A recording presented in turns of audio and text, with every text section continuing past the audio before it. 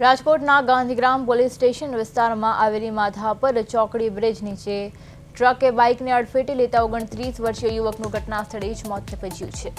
મૃતકની ઓળખ ઉદય વાઘેલા તરીકે થઈ છે, જેઓ સોમવારે રાત્રે એસ્ટ્રોન ચોક વિસ્તારથી નોકરી પૂર્ણ કરી મોટરસાયકલ પર ઘરે પરત ફરી રહ્યા હતા।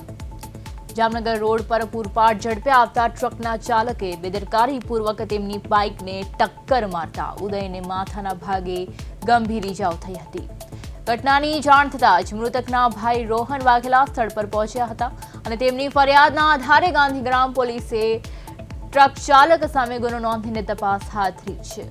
બીજી તરફ રોષે ભરાયેલા પરિવારજનોએ પોસ્ટમોર્ટમ રૂમ ખાતે એકઠા થઈને જ્યાં સુધી બિસ્માર રસ્તાઓનું સમારકામ નહીં થાય અને ન્યાય નહીં મળે ત્યાં સુધી મૃતદેહ સ્વીકારવાનો ઇનકાર કર્યો છે।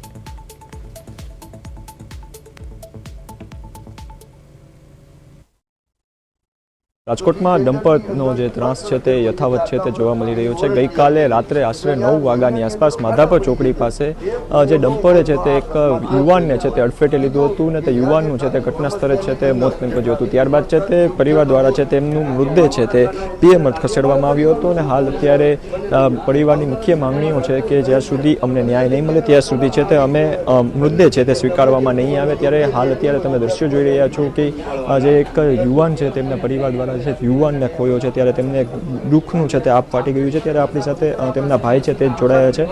શું કહેશો, સમગ્ર બનાવ કઈ રીતે બન્યો હતો અને તમને ક્યારે જાણ થઈ? રાત્રે 9 વાગ્યાની આસપાસ આ બનાવ બનેલો હતો। મારો ભાઈ નોકરીથી પરત ફરી રહેલો હતો ત્યારે મારા એક મિત્રનો ફોન આવ્યો કે તારા મોટા ભાઈનું એક્સિડન્ટ થયેલ છે, તો ફટાફટ માધાપર ચોકડીએ પહોંચી જા। તો ત્યાં જઈને મેં અકસ્માત સ્થળે જઈને જોયું, મારો ભાઈનું મૃતદેહ ત્યાં પડેલું હતું।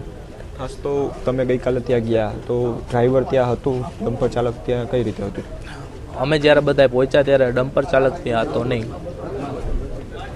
ખાસ તો પોલીસ દ્વારા તમને કાલે શું વાત કરી તમે પોલીસ દ્વારા સાથે, અને હવે શું માંગ છે આપની?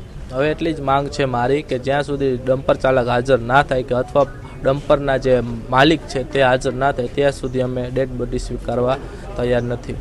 ધન્યવાદ। તો આ લોકો કે જેની મુખ્ય માંગણીઓ છે કે જ્યાં સુધી અમને ન્યાય નહીં મળે ત્યાં સુધી ડેડ બોડી છે તે સ્વીકારવામાં નહીં આવે અને પ્રાઇવેટ કંપની અંદર એના પરિવારનું ભરણ પોષણ કરતો હતો। તેમના પિતા છે તે પણ કેન્સર પીડિત છે, તો છેલ્લા 4 વર્ષથી એ લોકો ફાઇનાન્શિયલી એમાં પણ હારી ચૂકેલા લોકો છે અને અમને યોગ્ય ન્યાય જ્યાં સુધી નહીં મળશે ત્યાં સુધી અમે ડેડ બોડી સ્વીકારવાના નથી। ધન્યવાદ। તો આ હતા પરિવારજનો કે જે કહી રહ્યા છે કે જ્યાં સુધી ડેડ બોડી છે તે સ્વીકારવા ન્યાય નહીં મળે ત્યાં સુધી છે તે ડેડ બોડી છે તે સ્વીકારવામાં નહીં આવે અને આક્ષેપ પણ કરી રહ્યા છે કે પોલીસ દ્વારા છે તે અમને માત્ર છે તે નામ કરી રહ્યા છે કે અરેસ્ટ કરવામાં આવ્યો છે। ખાસ કરીને વાત કરીએ તો બીજી તરફ વાત કરીએ તો તે લોકો દ્વારા પણ છે તે કહેવામાં આવ્યું છે કે જ્યાં સુધી અમને ન્યાય નહીં મળે ત્યાં સુધી ડેડ બોડી છે તે સ્વીકારવામાં નહીં આવે। ધનંજય સોનેચા, પ્રદેશ 24 ગુજરાતી, રાજકોટ।